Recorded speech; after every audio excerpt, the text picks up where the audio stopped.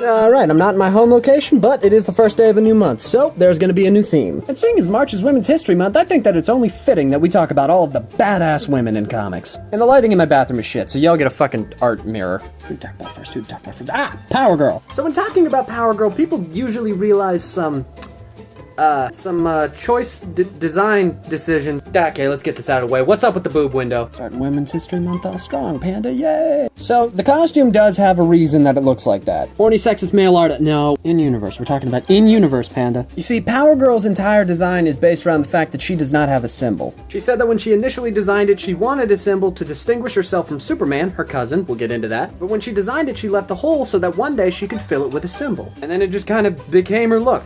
Alright, we talked about it, moving on. Powergirl is actually Supergirl from Earth 2, and she is a fucking badass, which I will cover in part 2. God damn it. I promise this one won't be 8 parts, I swear. This is part 2, you know the drill. So now that we covered the obvious shit about Powergirl, why is she such a fucking badass? So like I mentioned in the first video, Powergirl is Kara Zor-El from Earth 2. In her universe, instead of a rocket being stuck in a wormhole, which made her show up later in the timeline, she was actually also launched as a baby, but just showed up on Earth the long way. However, her pod provided her all the correct nutrients so she would grow up healthy, and mentally placed her in virtual reality so she would actually come out a well-adjusted adult in her early 20s. Through comic book shenanigans, she eventually got stranded on Earth 1. Or Earth 0, the main continuity. She gets stranded in the main continuity at some point. And this actually provides her with one of her coolest fucking abilities. When fighting a Kryptonian, you have two options. Use magic or use kryptonite. Yeah, kryptonite does not affect Powergirl. Yeah, since she's from Earth 2 and kryptonite from different universes doesn't affect Kryptonians from different universes,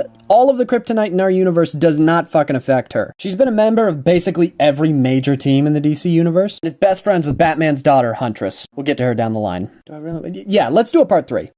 This is part 3. If you want to go watch the other parts, please God do. So let's just chronicle some of the weird, cool shit about Powergirl. There was a time after Crisis on Infinite Earths that she was actually an Atlantean. Yet thanks to Crisis on Infinite Earths, they kind of wiped out Earth 2, so that whole ass storyline just wasn't an option anymore. So she became the daughter of an Atlantean magician, who used his fucking water magic to create her Kryptonian abilities. There was also a storyline where he used that magic to give her a baby, and both of those things were retconned, thank fuck. So I don't know if you can tell by my love of, all things fucking sarcasm, but I love brash, outspoken characters with a good sense of humor. Deadpool, Red Hood, Gambit, Spider-Man, that sort of thing. And Powergirl falls just fucking perfectly into that slot. She is confident and sarcastic and funny and just so fucking cool. She's not unheard of, but DC doesn't really use her all that much, which is a fucking shame because she is such a goddamn badass and she deserves to be in more books. Go read her team up with Harlequin in the New 52, it's great. Put her in more stuff, DC. Day 2, let's talk about some superheroes. So seeing as yesterday I talked about Powergirl, which is just Earth 2 Supergirl, today we're gonna talk about Supergirl. If you want an origin, watch Superman Batman Apocalypse. Don't watch the show, watch Batman Superman Apocalypse. It's great and it needs more love. I'm just gonna spend this video talking about cool shit about Supergirl. Starting with the fact that it is debated in the comics if she is stronger than Superman. Remember, Superman's basically like a fucking god, and she has outclassed him multiple times on most fronts. She's one of the only beings in known history to have removed a Red Lantern ring. If you don't know, a Red Lantern ring replaces your heart when it gets put on your finger. It controls your blood flow. And she flew into the center of a sun and just ripped that bitch off. Fuck, that's cool. In the New 52, the Flash is only marginally faster than her. You know, the guy who reset the fucking universe? Yeah, barely, just a hair. She punched Wonder Woman, who's literally a demigod, hard enough that she bled. Supergirl's a fucking badass. She deserves all the love. Alright, day 3, let's talk some superheroes. Today, we are going to be talking about Rogue. Now, Rogue has one of those powers like Forget-Me-Not that's a little bit more of a curse than a power. She can absorb basically the essence of a person by touching them. That's right, it's not just superpowers, it's characteristics, it's memories, it's personality traits. Everything but the physical body of a person she can just fucking copy. Let me rephrase that. Not copy, suck out with a straw.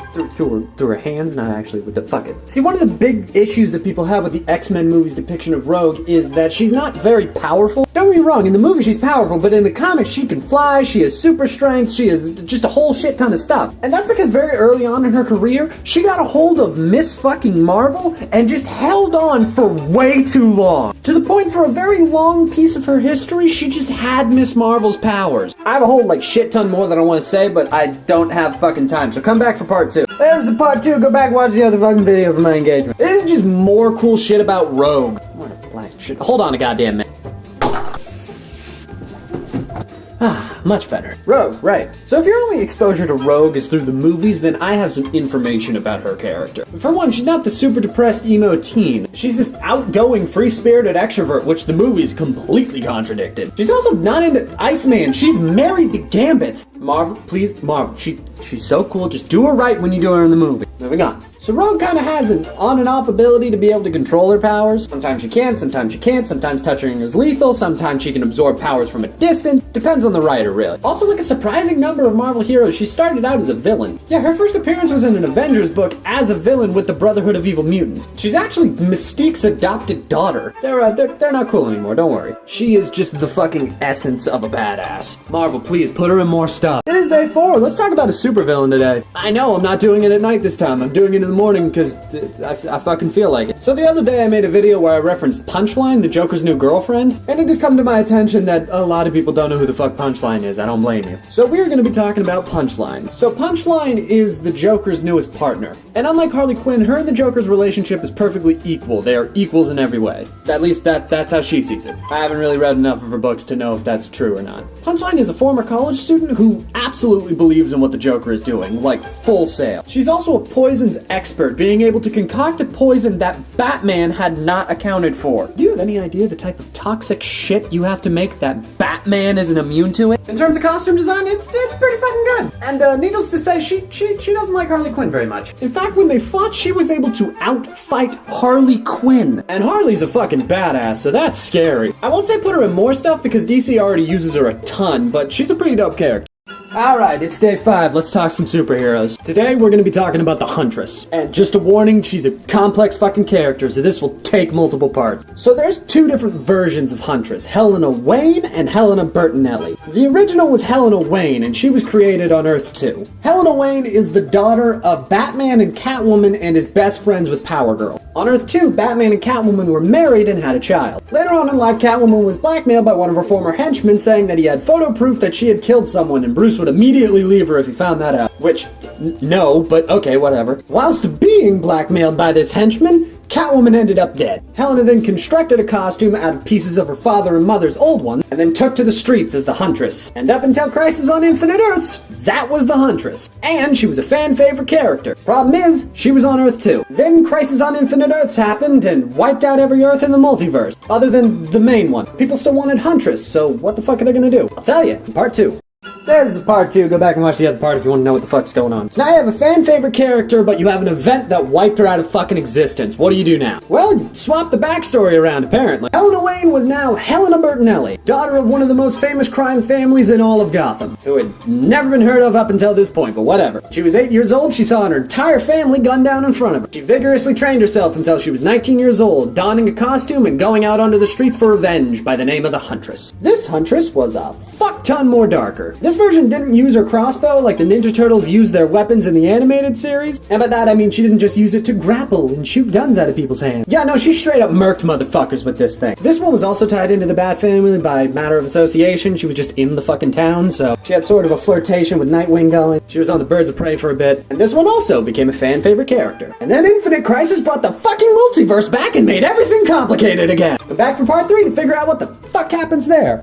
This is part 3, yada yada. Make sure you go back with the other parts fucking engagement. You know the truth. Okay, so now you have Helena Wayne and you have Helena Bertinelli. Both of them are the Huntress. Both of them have the same fucking costume, but both of them have very different backstories. And now you just had an event that brought the multiverse back so they both exist at the same time. What the fuck do you do? Well, you just kind of let their stories play out. Helena Bertinelli was now the focus. She had been around for longer, so her comics ran. Helena Wayne was kind of relegated to a background role whenever they decided to go to Earth 2. She was like, oh shit, yeah, there she is. And then Barry did what Barry does, and he stuck his fucking dick in the timeline and fucked everything up. You see, Flashpoint wiped out a lot of fucking characters. Let me rephrase that. The New 52 wiped out a lot of fucking characters, the piece of shit. Helena Bertinelli being one of them. However, Powergirl and the Huntress of Earth 2 then got a book together, so yay, Huntress. Now it was Helena Wayne, the one that no recent comic reader would know, because they had been pushing Helena Bertinelli for the last 2 fucking decades. But what now? Part fucking 4, I guess. This is part 4, yada yada, other videos, go watch them. Alright, where are we? Alright, well the New 52 has fucked everything up. That doesn't really narrow things down. Alright, well, Helena Bertinelli doesn't exist anymore. Helena Wayne is now the Huntress, and she's in a book with Powergirl and Earth 2. But nobody knows who the fuck Helena Wayne is now, so now they're trying to figure out how to bring Helena Bertinelli back, even though your fucking multiversal event wiped her out of existence. Okay, well, Dick Grayson recently had to go into hiding as a secret agent because his identity was revealed as Nightwing, so now he's out of the picture. But how about we use his book and one of his side characters can be Helena Bertinelli? Aha, loophole. So now Dick Grayson and Helena Bertinelli, neither of them being superheroes, both of them being secret agents, have a book together. And they're gallivanting around doing their bullshit. Helena Bertinelli's basically the same character, just now she's not a superhero and just a secret agent. And then fucking Rebirth happens! And she not only gets her old backstory back, but now she wants to be a superhero by the name of the Huntress. Helena Wayne goes back to Earth 2 and hasn't been heard from since. Now Helena Bertinelli's the Huntress again, backstories are back in order, and now we're basically in the same place we were right before Flashpoint. That's the Huntress, Jesus Christ.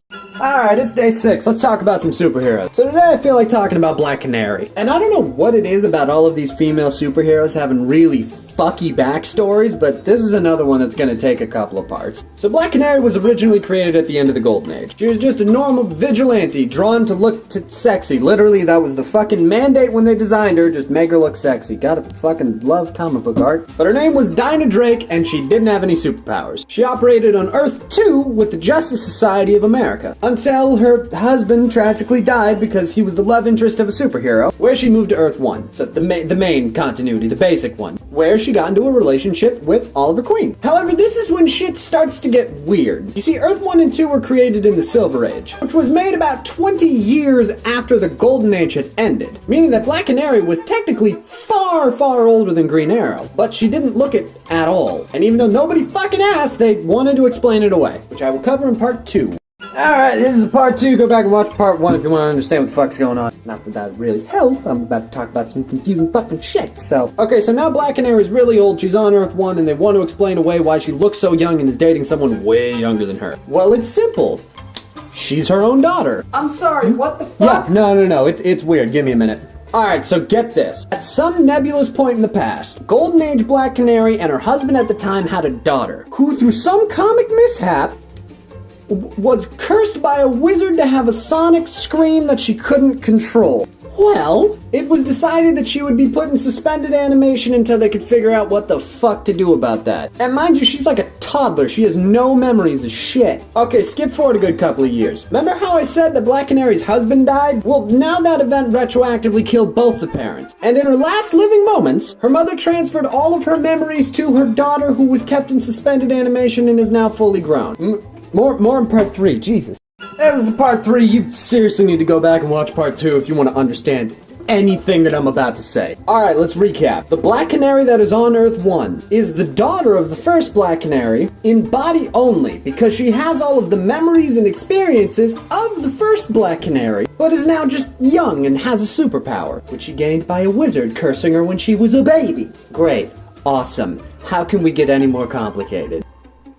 Crisis on Infinite Earths compacts every fucking reality into the same fucking reality. So now all events that have ever happened in a different universe, if we want to keep them, have to have happened on the same Earth. Well, how the fuck do we do that with a character that was cursed by a wizard on a different fucking plane of reality? Well, simple, we just fucking throw that shit out. Golden Age Black Canary operated with the Justice Society in the past, and the Black Canary that's dating Green Arrow is just her daughter who took up the role after she retired. And this one has a metagene, which gives her a sonic scream. Awesome, great, done in 2. What else is there to talk about?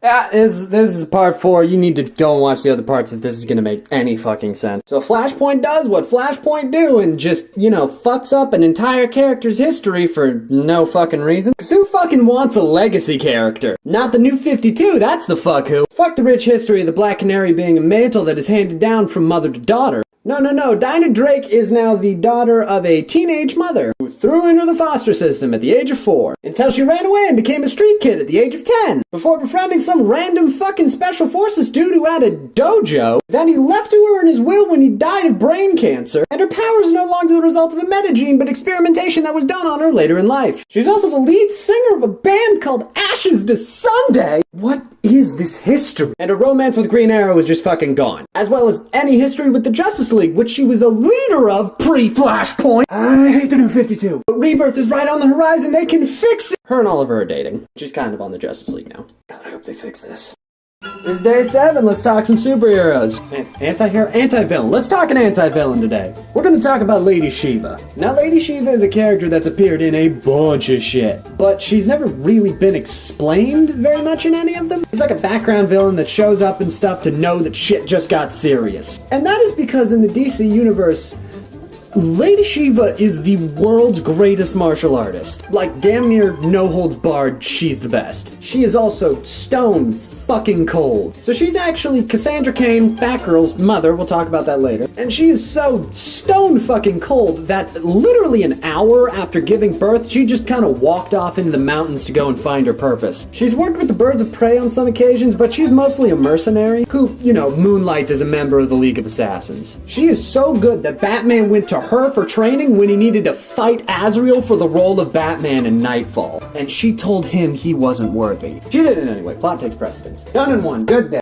Alright, Dave, let's talk some superheroes. Today we're gonna talk about Batgirl. No, not that Batgirl, the first one, Betty Kane. So Betty was originally introduced around the same time as the first Batwoman, Kathy Kane. They were both introduced to alleviate the rumors that Batman and Robin were a little bit more than partners in crime fighting. The ambiguously gay duo. Admittedly, when she first introduced, she was kind of a non-character. She was Kathy Kane's niece, who, after figuring out that her aunt was Batwoman, just kind of decided to become a sidekick. She popped up here and there for a while, she fought with the Titans West for like 2 issues, and then she fucking disappeared. Ultimately being written out of existence with Crisis on Infinite Earths. How does that keep coming up with female heroes? What the fuck? Anyways, post-Crisis, she was reintroduced, but not as Batgirl. She was now a champion tennis player and Olympic-level athlete by the time she was in high school. She was also obsessed with Robin and wanted to get his attention desperately. So, no longer getting any thrill from any of her athletic achievements and desperately wanting to be Robin, she took to the streets as Flamebird. More in part 2. This is a part 2, you know the fucking drill. So what happened to Betty after she became Flamebird? Well, she kind of fell in and out of the role. First time she did it, it gave her that thrill she was missing, but she didn't meet Robin, and she just kind of fell out of it, so then she stopped doing it. Second time she took up the role, she got picked up by the Titans, and she did meet Robin, and they had no fucking connection, so that was a no-go. And a little bit later down the line, she met up with Beast Boy, and him and Flamebird tried to create the Titans West again. They created it, and then it almost immediately dissolved, because the only people who wanted the Titans West to come back were Beast Boy and Flamebird. And that was about it.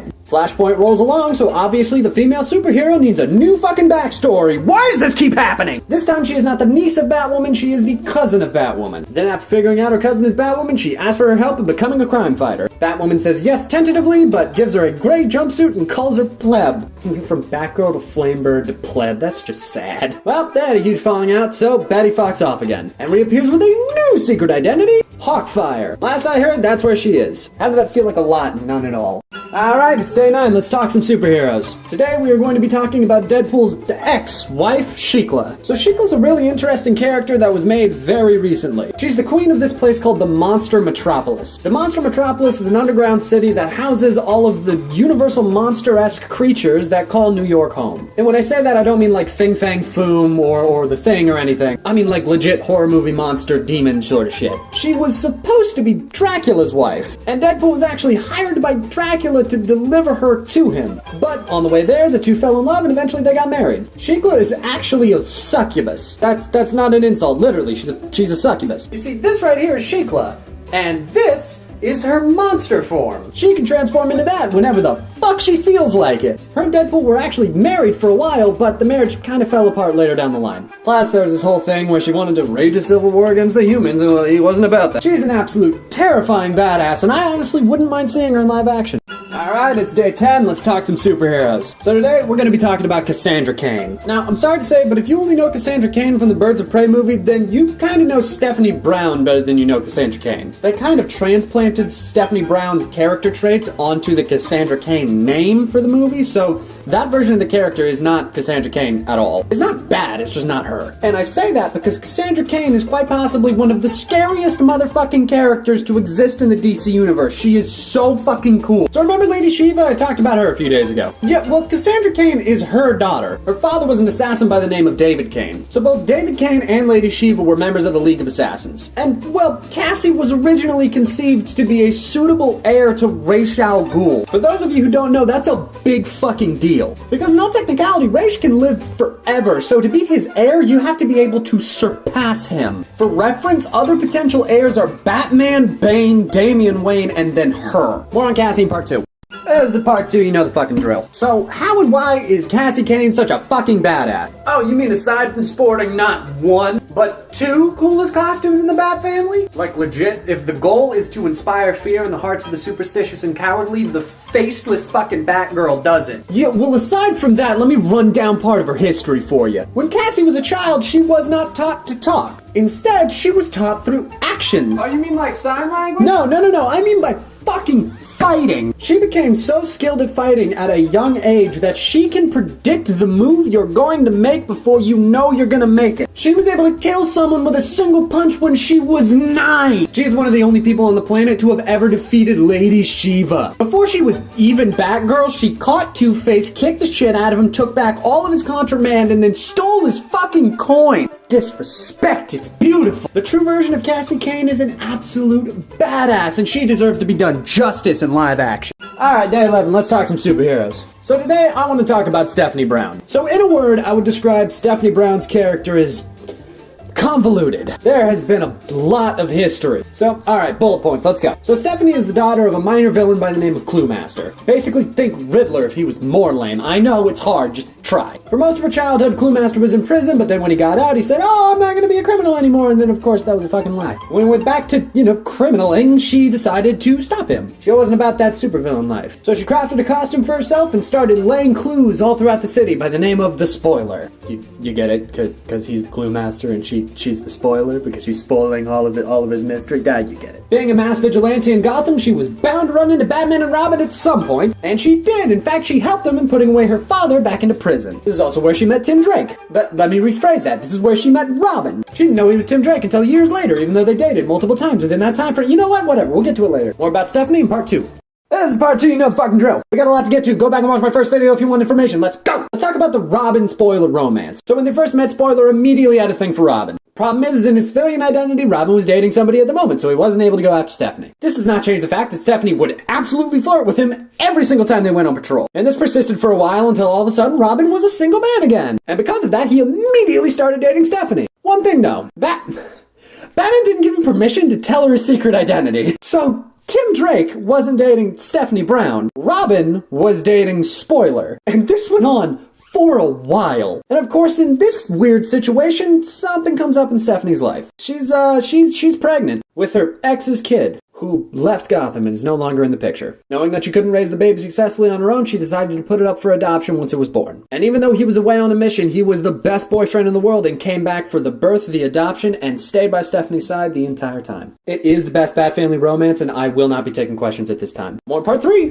This is part 3, you know the drill. Go back and watch my other video if you want to know what the fuck is going on. Okay, so we need to talk about Spoiler, we need to talk about Tim Drake for a second. When Tim Drake first became Robin, his dad was still alive. And for a brief time, his dad was not cool with Tim being Robin. In fact, his dad made him quit being Robin. Just before this entire debacle, Batman had actually told Stephanie who Tim actually was, so the two of them were actually dating in person now. There was one girl at school that just really liked Tim. And Stephanie took it the wrong way. She thought Tim was cheating on her, so she ran off into the night, made herself a Robin outfit, and told Batman to his face, "You're going to take me as a Robin." And Batman, currently Robinless, went, "Alright," and trained her for about 6 months. And for a while, she was a really good Robin. Until she disobeyed his order once. Let me repeat that one time. Let me remind you, Jason threw a motherfucker off a building. Batman immediately fired her, saying, "If I can't trust you with orders, I can't trust you with my life." And the last time I couldn't trust a Robin, he ended up dead. I retract my statement about Jason, okay. So, Stephanie got desperate. She wanted to prove that she was worth it. I'll discuss in part 4.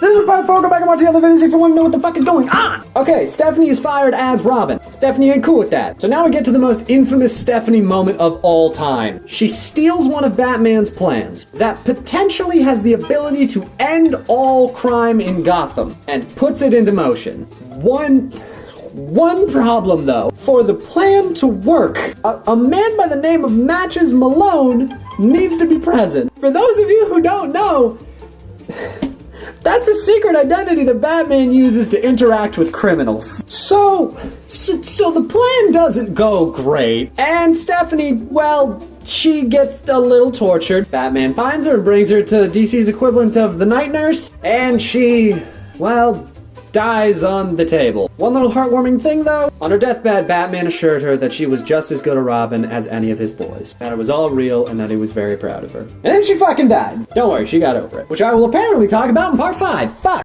This is a part 5, son of a bitch. There's other parts, obviously, go watch. So get this. Stephanie apparently faked her death because a whole lot of fucking criminals wanted her dead because of that botched ass plan. Which, I will let you know, sent Gotham into a no man's land where it was ruled by the gangs for a bit. A few people died. Whatever, fuck them. We're not talking about them. We're talking about Stephanie Brown. So Steph comes back, she's fine. That nurse apparently helped her fake her death and she went to Africa for a bit. By the way, Batman kicked that nurse out of the country because he thought that she had withheld treatment that could have possibly saved Stephanie Brown on the table. He said if he ever saw her back in the country again that he would pursue her with every ounce of his power. Poor lady, just trying to help. Anyway, she had come back at around the same time that Batman had fucking died. Well, not really died, more he was sent through the time stream because of Darkseid's Omega Beam. It was a whole thing. Anyway, because Batman was dead, Cassie Kane didn't want to be Batgirl anymore. Seeing an opportunity, Stephanie just kind of swooped in and took that shit and she operated as Batgirl for a bit with Barbara Gordon's approval. And then the new 50-fucking-2 happened. Part 6, son of fuck.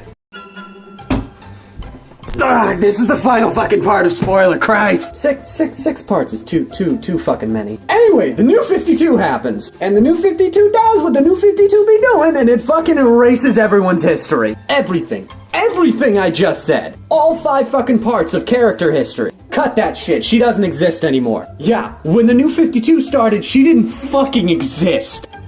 Gone. It took 25 issues. 25 issues to bring back a character that was both Robin and Batgirl before the new 52. I hate the new 52. And when she got brought back, all of that shit was gone. She was never a Robin. She was never Batgirl. Her story began and ended with that first part where her dad was Clue Master and now she's a vigilante. I mean, her and Tim are still cute though, I guess. You will literally never hear me say this again, but thank God for death metal. Just for giving characters back their history. Here's hoping they do something with their character moving forward. Alright, it's day 12. Let's talk about some superheroes. I gave y'all 6 parts yesterday, so we're gonna do a short one today. Let's talk about Cheshire. So I'm assuming most people know Cheshire from her role in Young Justice. So I want you to remember Cheshire in your head. Daughter of the former Huntress and Sportsmaster, sister to Artemis. Cool, you got that? Dope. Throw it all out. Young Justice made all that shit up. That's not her character at all. Her name is Jane Nguyen, and she is the bastard daughter of an American senator. She was born in Vietnam, and at a very, very young age, she was kidnapped and sold into slavery. That didn't last very long, because she killed her slave owner, escaped into the world to live her own life. She was soon taken up by a master of guerrilla warfare who was a former World War II veteran, who taught her everything he knew. Also, somewhere in there, she learned a lot about poisons, because that's like her main thing. All of her weapons are poisoned, all the time. After the death of that World War II veteran, she decided to become an assassin. That, as you do. And being an assassin in the comic book universe basically guarantees that you're going to interact with some superheroes at some point. And for Cheshire, that superhero was Roy Harper, which apparently we will talk about in part 2. This is part 2, you know the fucking joke, go back and watch the other video. Alright, so where are we? Cheshire is an assassin, she's about to meet Roy Harper. Those two, well, they hit it off. Hard. They hit it off so hard a baby's made. That baby's name is Leanne. She ends up being raised by her father because her mother doesn't think that she is appropriate to raise a child being an assassin. Also, very bad shit happens to Leanne and we're not gonna fucking talk about it today. And honestly, that's basically the big shit that happens with Cheshire. She's an assassin and sometimes supervillain for the Teen Titans. But the biggest thing with her is that she is the mother of Roy Harper's daughter. And that was a very important reoccurring part of these two characters' storylines. They loved each other and their daughter, but they could not be together because of the lives they led. And that was Cheshire. Until the new 52, 50 does what new 52 do and starts fucking up backstories. Now, Cheshire and Roy Harper never had a kid. Not only that, she's not even named Cheshire anymore. When she first appeared in the new 52, her name was Nico. Get it? Like the cat. And then Young Justice came along and fixed shit, I guess. Alright, it is day 13, let's talk some superheroes. So seeing as I'm wearing my Marvel shirt today, I thought we might take this opportunity to talk about Black Widow's 13th cousin, Armani Orogic. Psych, bitch, we're talking about Tara. Is it obvious that I just watched the 3rd season of Young Justice with these two characters in a row? Of course it is. Anyway, Tara, let's go. So Tara is a character that was invented for like one major story arc. There's been a couple of attempts to bring her back over the years, but the one that people usually think about when they think about this character is the one from a story called The Judas Contract. The fuck are you talking about, symbolic naming? I don't know what the fuck you're talking about. So So Tara's the illegitimate daughter of the King of Markovia. Markovia is a fictional European country in DC Comics. Everybody in that royal family has geology-based meta-powers. Easy way to think about it is that everybody in that royal family is an earthbender. And because of her heritage, it also makes her the biological half-sister of the superhero Geoforce. Fearing what would happen in the country if Markovia found out that the king had an illegitimate daughter, her father had her sent away to America when she was very young. And without proper guidance, she went a little fucking crazy. Actually, she went a lot of crazy. She went full sociopath, which we will discuss in part 2. This is part 2, you know the fucking drill. Okay, so Tara. Yeah, before she was a Teen Titan, she was a mercenary. Not being controlled by anyone, nothing. Fucking mercenary. What she did was the contracts that other mercenaries didn't want to fucking do. Basically, she was a mercenary's mercenary. Which is how she came into contact with a man by the name of Deathstroke, who hired her to help him figure out how to take out the Teen Titan. Basically, the plan is that she would enter the Teen Titans, pose as their friend, learn all of their weaknesses, and then help Deathstroke take him out at the last second. Did I mention that through this process they also started a sexual relationship? Did I also mention that Tara is 15? Moving on. So her and Deathstroke staged a fight, in which it appeared that she took him out single-handedly, which of course allowed the Titans to let her on the team. So reducing one of the best Teen Titans story arcs of all time down into a few words, she did her job, gained their trust, got on the team, learned all their secrets, only almost revealed her secret identity once. What happened after I'll talk about in part 3. This is part 3, go back and watch the other 2 parts. So before we continue on, I'd like to talk about why Tara's even doing this, aside from the money, and the Deathstroke dick, which has got to be like being fucked by old Captain America. Oh god, mental image, god damn it. Anyway, so Tara with her powers assumes that she is better than everybody else. She believes that her and her brother are destined to rule over humanity because of the powers that they have, which isn't founded on nothing. She has a terrifying level of power. She can control volcanoes miles away and make them shoot specific lava at you. She can summon magma from the Earth's crust, control basically all stone. She's scary, to say the least. I also want to talk about how thoroughly she convinced the Teen Titans she was one of them. She was so good at playing her part that Deathstroke didn't even know what side she was on for a while. Deathstroke's buddies were commenting on how well she was playing her part. She made Beast Boy legitimately fall in love with her. Everyone assumed that she was just the best friend of everyone. Raven was the only person who was even a little suspicious, which makes what I'm going to talk about in part 4 even worse. This is part 4, there's other videos, go watch them. So Tara's betrayed the team, but they don't know that until she waltzes into the room and fucking tells them to their faces. And in the words of a one Samuel motherfucking Jackson, she starts monologuing. Gloats to everyone, to their fucking faces. She's also not even trying to hide her relationship with Deathstroke at this point, saying that he can pay her back later in the bedroom, which is just so then I'm good. Elsewhere. So while Deathstroke was trying to kidnap the team, Dick Grayson got away because he's Dick Grayson. Of course he got away. And all of a sudden there's a Deus Ex Deathstroke's ex-wife, his second son Jericho, who's got body hopping abilities. And she regales Dick with Deathstroke's entire fucking backstory, which convinces Dick Grayson to become Nightwing. To condense the fuck out of this next part, Nightwing and Jericho show up. Jericho takes over Deathstroke. Jericho makes a pimp named Slickback very proud and backhands the shit out of Tara. Tara thinks Deathstroke did it, not Jericho. Tara gets very mad. Tara starts fighting Deathstroke, who is actually Jericho in Deathstroke's body. Nightwing frees all the Titans. Tara gets even more mad, so mad that she brings the entire building down on top of everyone, killing her. Deathstroke escapes though, because of course. Over the aftermath in part 5. This is part 5, I'm not doing 6 fucking parts, I'm not! Oh yeah, and there's other videos, go watch them. So Tara's dead. Tara's dead. Tara's dead. Here's why that is sad. Remember when I said that she made Beast Boy fall in love with her? Beast Boy, to the end, thought that her betrayal was motivated by Deathstroke. He was convinced that she was a good person and that Deathstroke was the reasoning behind all of it. To the point where Tara was buried outside Titan's Tower and a memorial granted to her. Her brother Geoforce was only ever told that she died in battle. And surprisingly, that version of Tara stayed the fuck dead, which is a miracle. Comics never keep someone dead. For fuck's sake, Jor-El and Thomas Wayne are running around the DC universe right now. I don't want to talk about it. Believe it or not, the New 52 came along and fucked things up! Just not in the way it usually does. They just got rid of the Judas contract. All of it. Get out of here, scat! Instead, Beast Boy and Tara are both on the Teen Titans and have a legitimate relationship. Aw, until Deathstroke comes along and kidnaps her for one of his teams called Defiance, which I haven't read and can't find any info about online, even though it came out years ago. Must have been good. It is day 14. No, I did not miss a day. I'm just recording late as fucking outside. It's late, I'm tired, but I'm determined, so let's do a short one today. Today, I want to talk about Carrie Kelly. If you don't know who that is, that's understandable. She's only been in like 3 or 4 books. Carrie Kelly is the Robin in the Dark Knight Returns comic book. She's got a pretty storied history, to say the least. She started as kind of a mix of Tim Drake and Jason Todd.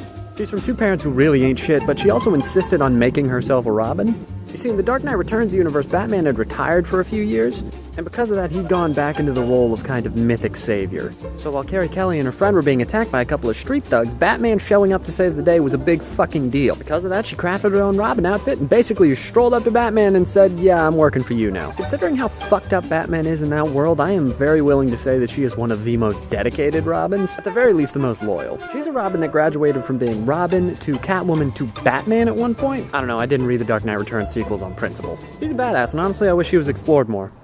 Alright, it's day 15, let's talk about some superheroes. So I know I kind of backpedaled talking about a Marvel character the other day when I talked about Tara, so today we're going to talk about a Marvel character. More specifically, we are going to talk about X-23, because goddamn, she is scary. So X-23 is Logan's half-clone. She was created using DNA that he left behind when he escaped the facility that he was originally created in. The facility where his fucking skeleton got pimped out? Yeah, you know. Anyways, while escaping there, he left behind some damaged tissue, and the facility wanted to recreate Wolverine, of course. But the material that he had left behind was so fucking damaged that they couldn't really do anything with it. Until one science isolated and then duplicated the X chromosome in the gene that they still had, and that sample was viable. All they needed to do was find a carrier, who ended up being the scientist that found it out in the first place. The facility really didn't want anyone fucking with Wolverine's genes, so it was more just a punishment for her doing that. And the reason that X-23 is later called X-23 is because she was the 23rd attempt of this process. Come back for part 2, where I discuss why she's such a badass. As a part 2, you know the fucking drill. Let's talk X-23. After being born, X-23 was treated more like a lab rat than a child. Her mother was never really allowed to interact with her as a child. She was a master martial artist by the age of 7, where her mutant gene was also forcefully activated, and then her claws, specifically and only her claws, were coated with adamantium immediately after that. Then by the age of 11, she was one of the world's deadliest assassins. Just putting that investment right into fucking use, goddamn. Her mother then went, yeah, fuck this, and gave X-23 one last mission. Fuck this place up. So they broke out and X-23 killed everyone inside. But then the director of the facility had to be a fucking dick. They had engineered a specific scent that sets X-23 off. Sends her straight into berserker rage, just no thoughts, only kill. And the director had coded X-23's mother in this as soon as she had evacuated. Meaning that when X-23 came out to meet her, well, she gave herself a superhero backstory, we'll put it that way. I got more things to say, come back for part 3 to hear them. This is part 3, I don't know why, but TikTok isn't showing anybody part 1, it's, what? Part 2 is up, I guess, go check that shit out. Got a fucking lot of technology, going great. Okay, so, more cool shit about X-23. So first thing, much like Harlequin, she was actually created for a TV show first. She was created for the show X-Men Evolution, and then people loved her so much that they put her right into the comics. Obviously, her origin's a little bit darker in the comics, but still. X-23 has also been Wolverine for a considerable amount of time. After the Death of Wolverine storyline, she actually ended up taking up his mantle. Not only that, she got a pretty pimp-ass version of Wolverine's classic costume. Also, unlike basically every Marvel character, she has a sidekick? Yeah, this is Honey Badger, aka Gabby Kinney. By the way, I don't know if I already mentioned it, X-23's name is Laura Kinney. Anyway, Gabby is a clone of Laura, who is also a clone. Her and Laura kind of have an older sister, younger sister dynamic, it's great. X-23 was in Logan, but it wasn't a direct adaptation of the character. And because of that, I would really love to see her done justice in live action. Come on, Marvel, you got the rights, bust it out. Alright, it is day 16, let's talk some superheroes. So, I mentioned She-Hulk in a video earlier today, so let's talk about her. She-Hulk's real name is Jennifer Walters, and she is actually the Hulk's cousin. She's not superheroing, she's actually a lawyer, and that's kind of where she got her powers. You see, she pissed off a couple of the wrong people and ended up in a fucking drive-by. Luckily, Bruce was around when this happened to save her life. Unluckily, she needed a blood transfusion, and he was the only one around to do it. Spider blood. Radioactive spider blood. Man, that's not even close to the right hero. What the fuck, man? So some people might think that since she's She-Hulk, she's just the Hulk, but a lady. No. See, She-Hulk's big thing is when she turns into the Hulk, she doesn't lose control at all. She maintains her intelligence, her composure, everything. And in fact, unlike Bruce, she actually prefers to be She-Hulk. Yeah, whenever she loses her powers, she fights to get them back and actually prefers to stay in that form. She's also the first Marvel character to really popularize breaking the fourth wall. Yeah, she beat my man Deadpool to the punch by like a decade. She-Hulk is just so fucking cool, I have so much more to say. More in part 2. This is the part 2, you know the fucking drill. So just more cool shit about She-Hulk because she fucking deserves it. The first thing, not a lot of people can say this, but she's been a recurring member of the Fantastic Four. Yeah, not only does she help them out a lot, she's had a permanent membership on the team multiple times. When the Fantastic Four got iOS Update 10 and all of a sudden became the Future Foundation, she was on that too. She also originally got the power to control her transformations from Mobius the Living Vampire. Yep, dude's a blood specialist, so who else are you gonna fucking go to when the superpowers are in your blood? She also had a very stark change in character from her first comic run to her second comic comic run. The Savage She-Hulk was a little bit closer to just a female Hulk run. But then when her series was rebooted a few years later, she became the Sensational She-Hulk. And that one was a little bit more comedic, more as a parody of modern comics. I will always recommend reading that. It's great. It's great. It's amazing. I love it. On a bit more serious of a note, in her more recent comics, she actually has a really good discussion about female sexualization in comics, stating how it's been hard for her being objectified, assaulted even. It's a really good read, and I think it deserves more love. You should go check it out. Also, check out her show when it comes out on Disney+. Done in 2, we're cooking tonight! Well, happy St. Patrick's Day, everybody. Nope, we're not doing that. No, sir. It is day 17, and also, it is St. Patrick's Day. And since comics are already starving for Irish characters, let alone female ones, I thought that we would talk about one of the most notable today, the Siren. So, Siren is the daughter of the X-Men member Banshee. However, she was raised by Banshee's cousin, Black Tom Cassidy. Until Black Tom felt that things were getting a little bit too dangerous for her, and he wanted to give her back to her father. It was a whole thing. Siren is, for lack of a better term, a copy-paste of Banshee. Like, she's Irish, she's got the same costume, she's got the same power. I don't think that Banshee's ever had a thing with Deadpool, so that might just be a her thing. However, I cannot confirm that, so it might be both of them. Siren has been a member and or leader of basically every notable X-team there is. X-Men, X-Force, X-Corps, X-Corporation. She was in a relationship with the Multiple Man that resulted in one of the most horrifying moments in all of comics history. Let me know if y'all want to hear about that, by the way. But in general, she's just an all-around badass. Now I'm off to, I don't know, watch Boondock Saints, punch a leprechaun, whatever the fuck people do on this holiday other than get drunk. No, I did not miss a day. It is 11:50 when I'm recording this. That is perfectly okay. Anyways, it is day 18. Let's talk some superheroes. So, in regards to some certain recent events regarding domestic terrorists, I felt the need to pick a specific character today. Yes, I said domestic terrorist, call him what he is. Not getting into that, I wanted to show some Chinese-American characters some love. So I thought, why not go with one of the best-known ones of all, Jubilee. Jubilee, in my opinion, is criminally underrated. Jubilation Lee, yes, that's a real name. It's great. I love it. Anyway, Jubilation Lee has the ability to create pyrokinetics out of her hands. Oh, but Panda, she just can make fireworks. Have you ever held a fucking mortar in your hand? She can destroy fucking robots with that shit. Oh yeah, and did I also mention that she willingly became a vampire and just sorta kinda fucking bodied that shit? She's also yet another badass single mother in comics. Put some fucking respect on her name. The lady was also literally fucking crucified and then just kinda fucking walked it off with a little help from angel blood. Also that yellow trench coat, peak fucking fashion. Fight me. Jubilee is a badass. She deserves more love. You see,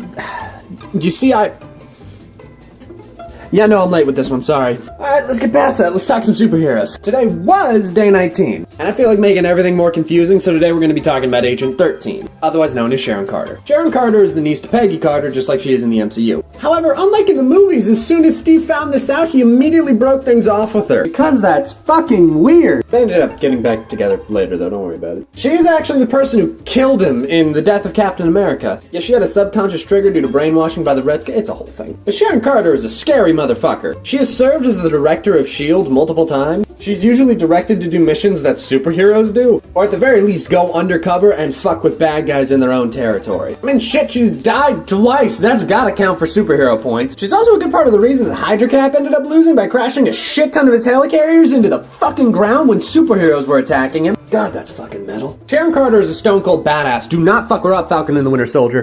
Ah, see, it's day 20. Let's talk some superheroes. I'm not late today. I'm not. At least I'm not recording it late. If you're seeing this, like, that's your fault. Oh, shit, sorry. I mean, today we're gonna talk about Zatanna. It is fucking criminal that no movie has done this lady justice. She's been pretty good in almost every adaptation of her so far, which is just fucking disappointing because she's so cool and surprisingly edgy for a character who wears fishnets and a tuxedo top all the time, which, speaking of her costume, God damn, does this lady have some style! There's also a version of her design that incorporates pants, which is always good. Superheroine can indeed get cold sometimes. Which brings me to my second point. She's so cool, the Justice League is her side gig. Yeah, she's got like a full-time day job and then just kind of is commissioned by the Justice League to help with some magical stuff. She's been on the Justice League a few times, but that didn't turn out so well. I'll talk about that in part 2. But yeah, she's the daughter of Zatara, a Golden Age super sorcerer, and her mother is the queen of the Homo Magi, a race of magic humans. Or part 2. This is part 2, you know the fucking drill. So, More cool shit about Zatanna. First of all, she was childhood friends with Bruce Wayne and is one of the only people that can talk to him like a fucking human being. And if you're wondering why I said the opening to part 1 all weird, it's because she has to say all of her spells backwards. That's how she casts her spells. Each word has to be said backwards. Not the whole sentence, each word. It makes it real complicated. I was used to read the pages to see if I could understand what she was saying by reading all of the words backwards. It was fun. Going back to the Batman point, they had a minor rift in their relationship after the events of Identity Crisis happened. Oh, what happened in Identity Crisis? Well, I'll let you know. This is a trigger warning to talk about the events of Identity Crisis. I need to talk about. It's a pretty central part of the story. I can't really skip it. I apologize. Okay, moving on. So Dr. Light did a fucked up thing to Sue Dibney, the elongated man's wife. The first and only time he had ever done anything like that, so everybody was really freaked out. Zatanna proposed an idea. What if she wiped the memory of this event from Dr. Light's mind, as well as any impulses to ever do this again? She wouldn't be changing who he was as a person, just altering the bad bits. More about this in part 3. Alright, this is part 3, you know the fucking drill. There's other videos, go watch them. And again, this is a trigger warning to talk about the events of Identity Crisis. I need to talk about.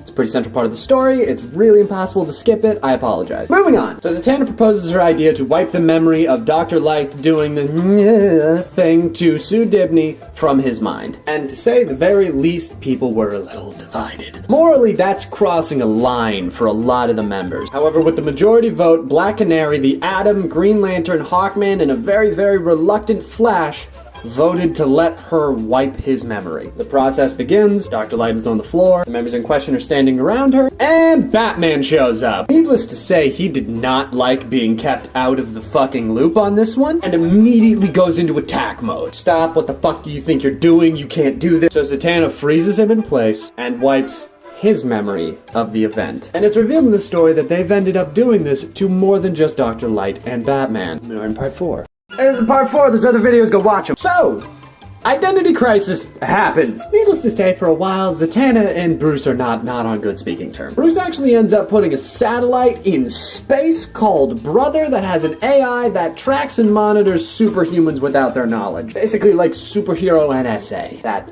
only Batman has access to. Because, you know, the guy who kidnaps children and beats the shit out of the mentally ill in a fucking gimp suit is the moral standard. Zatanna quits the Justice League for pretty obvious fucking reasons and goes back to her original kind of commission gig. I also forgot to mention that for a while she was in a relationship with Constantine, which fucking good for her, that guy's a mess. But the relationship kind of fell apart after a storyline in Justice League Dark. Long story short, a bunch of magical characters needed to be gathered together to fight the forces of hell, and as a last-ditch effort, Constantine performed a spell that ended up getting her father killed. So that took some time to get over, but eventually the two found each other again, and her and Batman rekindled the friendship, and she joined the Justice League Dark for a while. Basically like magic edgy Justice League. And New 52 didn't even fuck her up that much.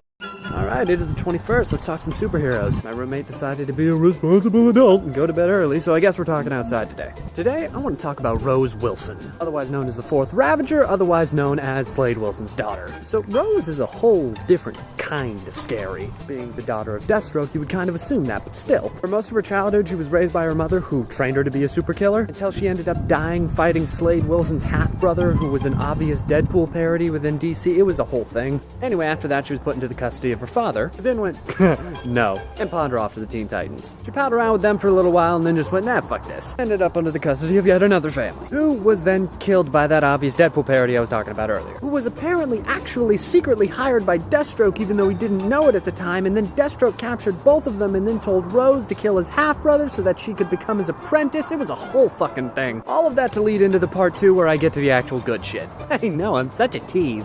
This is a part 2, you know the fucking drill. So why the fuck did I say that Rose Wilson was so fucking scary? Oh, well, that's simple. It's basically because she's just Deathstroke, but instead of having, you know, consistently evil morals, her morals flip like Two-Face's coin. It kind of depends on the day, the temperature, whatever cycle the moon is in, to kind of determine if she's gonna be good or evil. Remember how I said that she became her dad's apprentice when she started? Yeah, well, being as young as she was, like 15 or so, she wasn't really all that up to killing people. And Deathstroke was like, oh, so you're just not loyal. I'm gonna fucking kill you then. She went, no, I'm loyal. Watch. And then she carved her own fucking eye out to look like her dad. He was drugging her at that point, so being crazy was kind of out of her hands, but still. Eventually they had a falling out when he put kryptonite in the hole where her eye used to be to try and kill Superman. Yeah, if you didn't know, that shit's radioactive, which apparently Rose didn't know either. Yes, no, they didn't really like each other much after that. She's scary because she's teen-jumping Deathstroke. And on top of that, she has precognitive abilities, a little bit like Cassie Kane does. She knows how a fight's gonna play out, like right before it happens. Say the New 52 fucked her, but they barely used her. Who needs interesting characters, am I right?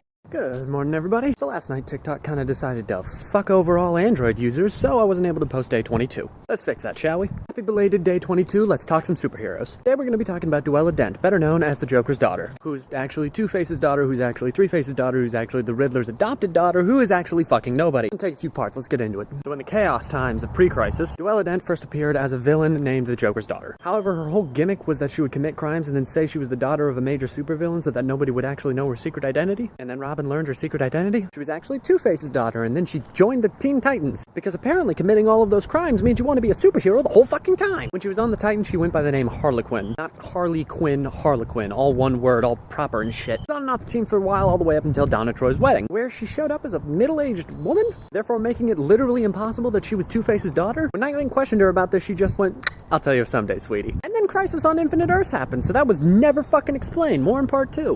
This is part 2, you know the fucking drill. What happens to Duella post-crisis? Well, the water's kind of murky. She kind of pops up here and there, but she's young again now. They don't really explain her backstory all that much. She's only really used as a cameo character all the way up into the event 52. Not the new 52, we'll get into that, but just 52. In 52, it's revealed that Duella Dent is actually from a different Earth. Specifically, Earth 3, where all of the superheroes are bad guys. Like, she's from the same world as Owlman and Ultraman and those guys. That Earth, she's the biological daughter of the heroes Three-Face and the Jokester. They're equivalents to Two-Face and the Joker. However, Two-Face is a woman on that planet, and has 3 faces.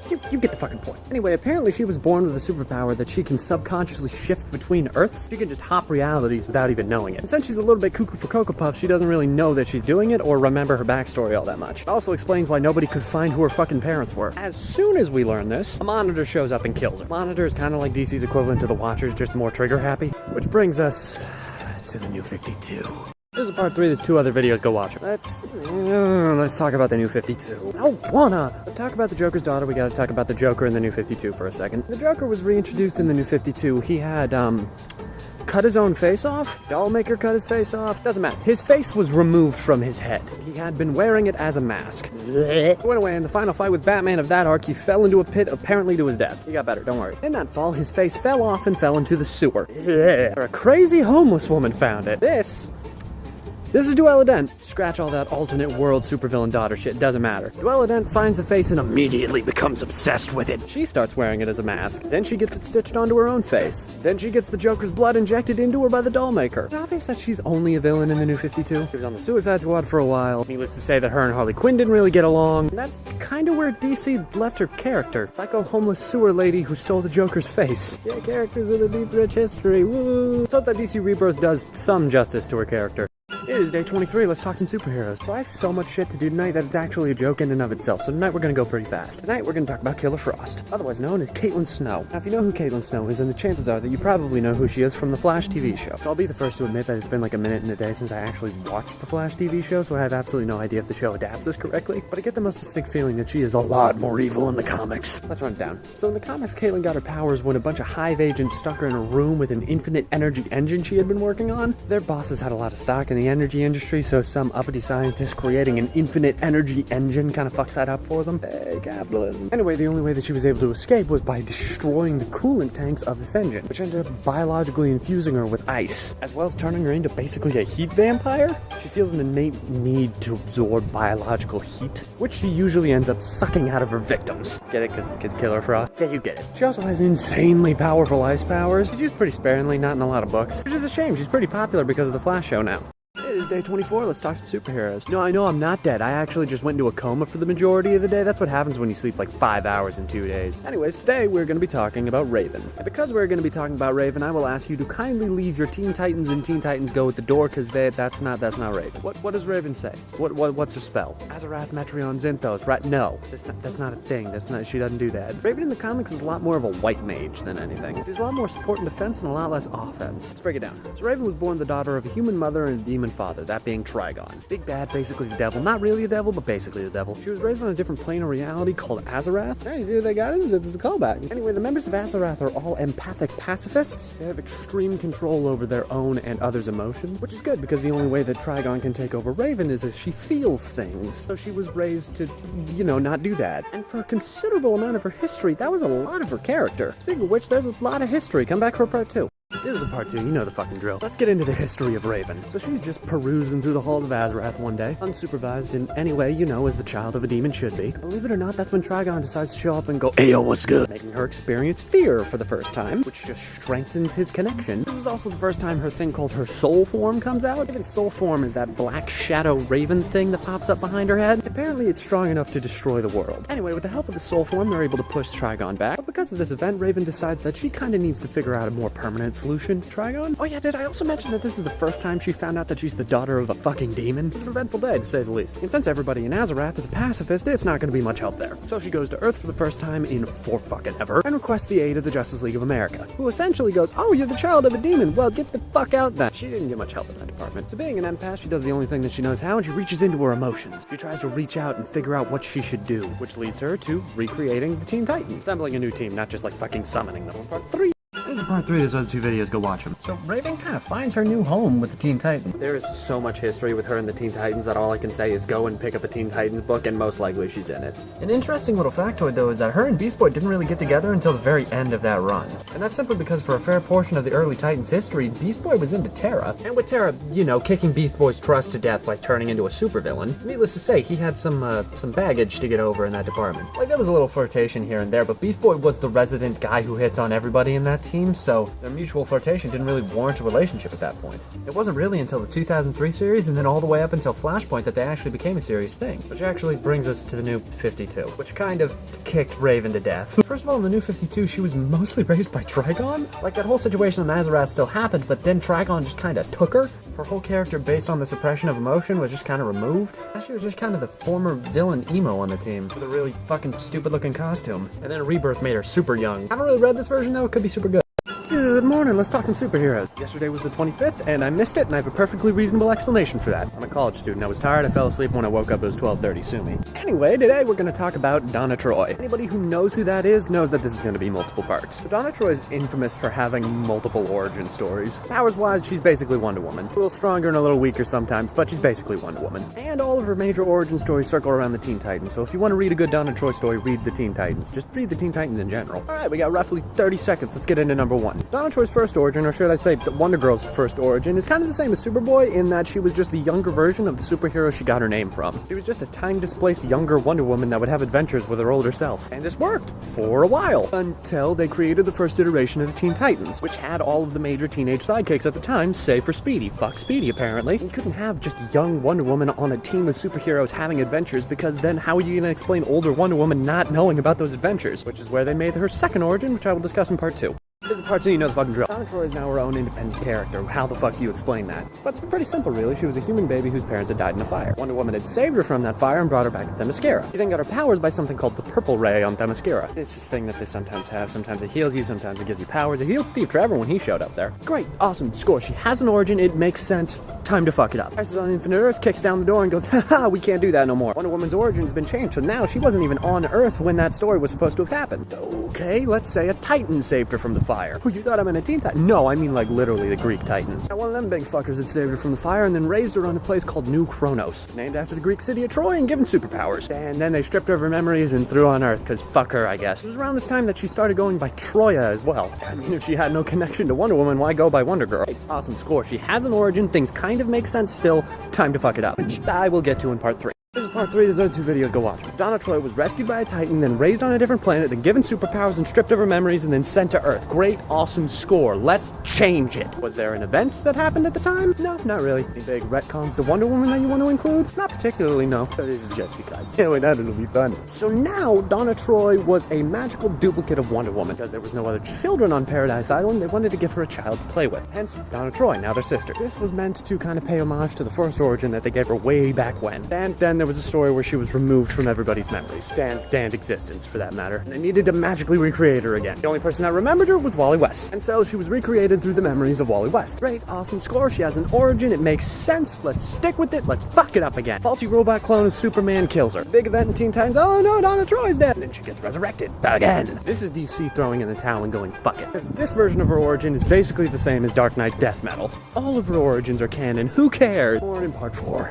Part 4, other videos, watch them. New Donna Troy has all of the origins of every other Donna Troy. How the fuck do you explain that? Well, in-universe, she is a physical repository for all of the different versions of Donna Troy throughout the multiverse. Out of universe, they got tired of answering the question, who the fuck is Donna Troy? And then, Infinite Crisis happens. Being a physical representation of the multiverse, she played a huge part in that, but her origin eventually got changed. Now, she was always a magical duplicate of Wonder Woman who was stolen at some point and then freed by Wonder Woman, therefore tying her to the Amazons again. And then the New 52 happened. She was one of the many characters that was just straight up wiped from fucking existence. Fans? Who the fuck are fans? The writers decided to, you know, give this character back a fucking character. It was an Amazon created by a bad guy to eventually usurp Diana, cause edge. But then there was the whole arc of red-haired Wally West coming back and giving everybody back their memories. So apparently Donna Troy was actually a member of the Titans in the past, just everybody forgot. I hate the New 52. Currently, DC Rebirth is a magical duplicate of Wonder Woman, originally created to fight her, but then the Amazons took her in and gave her false memories of when Wonder Woman saved her from a fire as a baby. Done. It's done. It's done. Fuck. It is day 26, let's talk some superheroes. So today I want to talk about Vixen, because Jesus fucking Christ, Vixen's a badass. Let me just run down some of the shit that Vixen has done. She's a self-made multimillionaire entrepreneur. She's a self-made international supermodel. She's been the leader of the Justice League. No, you know what? Let me rephrase that. Justice Leagues, plural. Also, I don't think people give enough respect to how terrifying it would be for a supermodel to just kick your fucking ass. Just imagine you're robbing some store and all of a sudden America's Next Top Model runs around the corner and roundhouses your ass into next week. Much less a supermodel with the abilities of Vixen. If you don't know, Vixen has the ability to recreate the powers of animals. So she can have like the strength of a rhino, the speed of a cheetah, the flight of an eagle. And that's not limited to just other animals. She can do it to humans too. She can have like Green Arrow's archery, the Flash's speed. For fuck's sake, one time she recreated the abilities of a Green Lantern ring just by mimicking a Green Lantern. I have more to say. Come back for part 2. This is part 2, you know the fucking drill. So let's talk about Vixen. The lady came from literally fucking nothing. She's a refugee whose mother was killed by a warlord and father was killed by her uncle in search of the power amulet that she holds. Speaking of the power amulet, she has a power amulet gifted to her family by the spider god Anansi. Originally it gave her power, but now it just kind of focuses the power she already has. The best way I've heard it described is kind of like Mjolnir, Thor's hammer. Both Thor and the hammer can control lightning, but when Thor wields the hammer helps control his lightning. That's kind of what the amulet does for Vixen. The amulet allows people to harness the powers of animals if their heart is pure, as well as being from a specific bloodline. However, she already has the ability to use the powers of other animals, if I remember correctly, thanks to the use of the amulet. So now she doesn't need the amulet, but if she doesn't use the amulet, she has the risk of losing control of her powers, which again, are scary fucking powerful. Guys, she's just so fucking cool. I want her used more. Please God, let her be used more. Not just on CW shows, I want her in a movie, DC! Hey, this is day 27, let's talk some superheroes. Today, we're gonna talk about Starfire. So Starfire is a whole 17 different kinds of badass. She's a former slave warrior princess with special mutant powers aside from the regular powers that her race normally has. She's been either a member or leader of the Justice League, Teen Titans, Outsiders, and other various superhero teams. She tops Dick Grayson, you know I'm right, don't at me. Her origin involves her sister performing a coup, capturing her, torturing her for years, and then getting abducted by a specific race of scientific-obsessed aliens, being strapped to a machine that was meant to pump her full of so much UV energy that she would explode, only to break out, kill everybody on board, try and save her sister, fail to save her sister, and then escape to Earth. God, she is cool. If you only know her from the animated Teen Titans show, you only know part of her, and she's even a badass in that. This is just me nerding out. Come back for part 2 where I explain more shit. This is part 2, you know the fucking drill. So Starfire. God, she's cool. So her race is a little bit like Kryptonians, where they absorb UV radiation from the sun, and that's how they get their powers. And, you know, the name Starfire, which is also the in-universe reason that a lot of her clothes are really revealing. She absorbs sunlight through her skin, so the more skin she has showing, the more power she gets. The real reason is because comic book artists like to draw pretty ladies, but that kind of free, open character is kind of who Starfire is. It's really awesome because her character is so fun-loving and free in comparison to all of the dark, brooding characters that DC usually has. She is a genuinely happy and playful person, and that is such a rare character trait. If you didn't know it, Tamaranians can absorb language through any form of physical contact. She just does it through kissing because she thinks it's more fun. She is genuinely one of the most fun-loving and compassionate characters on any given team that she's really on. Which is why her interpretation in the New 52 makes me so fucking livid! We shall discuss it in part 3. God damn. This is part 3, there's other 2 videos, go watch. But once again, I am talking about the new 52.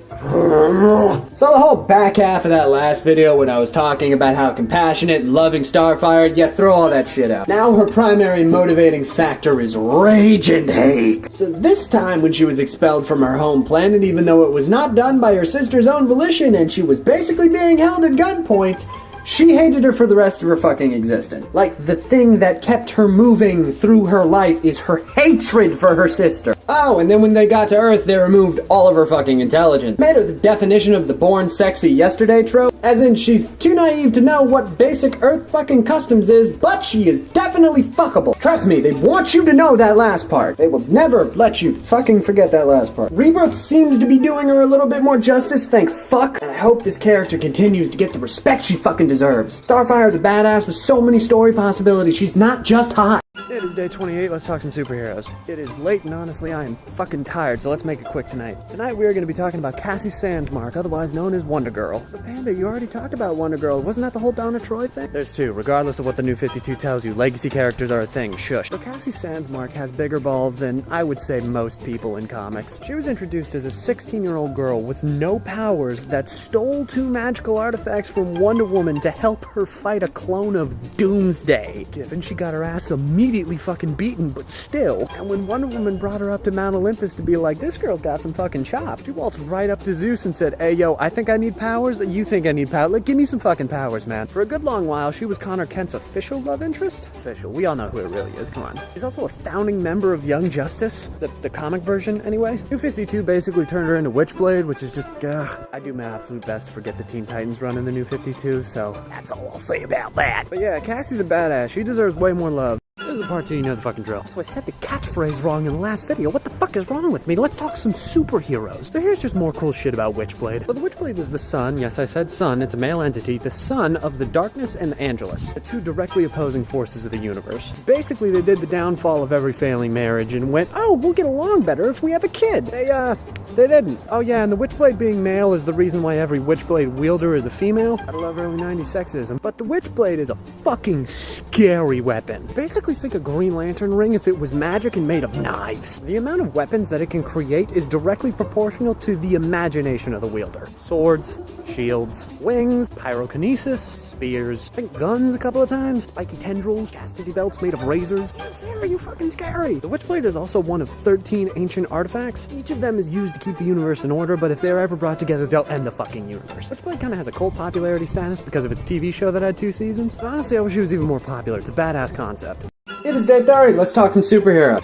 Kind of superhero. We're gonna talk about Aunt May today. Because Aunt May's got a lot more going on than you probably assume. First of all, Aunt May don't take shit from no one. The woman has stared down Wolverine and told him to not smoke in her fucking house and put his cigar out in his own fucking drink. The lady has repeatedly dated Dr. fucking Octopus. Speaking of her relationships, Aunt May fucking gets around, man. Let's just run down some of her fucking relationships. There was the before-mentioned Otto Octavius. First comic love was a jewel thief. She was in a relationship with Willie Lumpkin, the mailman of the Fantastic Four. She was in a relationship with Jarvis, Iron Man's butler. She was married to J. Jonah Jameson's dad. There was a what-if story where she was a herald of fucking Galactus. Golden Granny for the win, that shit's badass. Also, she makes Spider-Man's favorite food, which is wheat cakes. The fact that I will never know what Aunt May's wheat cake recipe tastes like, it keeps me up at night. Aunt May is a fucking badass. Put some respect on her name. It is the 31st, let's talk some superheroes. It's the finale of Women's History Month. It is also International Transgender Day of Visibility. And while I don't plan to do an 8-part fucking series like I did for Cyborg, I'm never doing that shit again, that was goddamn. I do want to make today special, so we're going to be covering 3 different characters today. Specifically, we are going to be covering 3 transgender women in comics, which is unsurprisingly a lot harder than it sounds, because transgender representation is fucking scarce in comics, especially healthy transgender representation. Gotta love most hired creators being white, cis, heterosexual men. Fucking writer's room looking like a straight blizzard. Please, LGBTQ plus and POC creators, we need more diverse creators in comics. Please, I'm begging. Any creatives at all, artists, anything, God, please. And next month, seeing as April holds both Autism Awareness Day and World Health Day, we are going to be covering neurodivergent characters. If you can't tell, this is really just the announcement of what's going to be going on today and next month. See you guys then, hope you enjoy.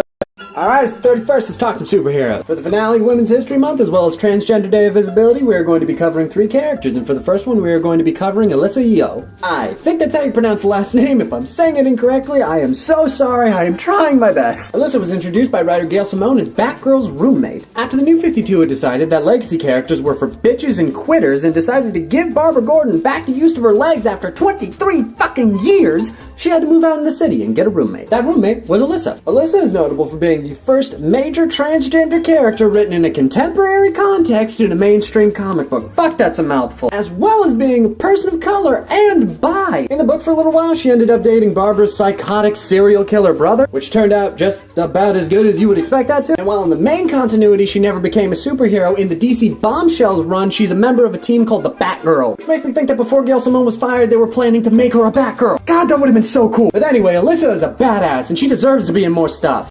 It is the 31st, let's talk some superhero. Superhero number 2 is a lady by the name of Kate Goodwin. Now, I have seen the first season of Doom Patrol. I have not seen the second season, I don't know if she's in there, but I want her to be, because Kate Goodwin is fucking dope. Given her origin has some weird shit about intersex people in there that I really don't want to touch on, it's not okay, but still, we're gonna move past that. Kate Goodwin shows up on the scene wearing a button that says, put a transsexual lesbian on the Supreme Court, and God, I want that fucking confidence. Kate is a superheroine by the name of Coagula. She has the ability to liquefy solids and solidify liquid. She uses this power to take out a villain by the name of Codpiece. Yeah, that's a real DC supervillain. He's got a mechanized codpiece that he uses to commit crimes. Got like a drill mode and a laser mode, you know. She was actually the love interest of Cliff Steele, the robot man, for a while. They had an adopted daughter and everything. Fuck, until the Doom Patrol comic relaunched, they died together. She's not in season 2, I want her to be in season 3. She's not in season 3, I want her in more stuff, DC.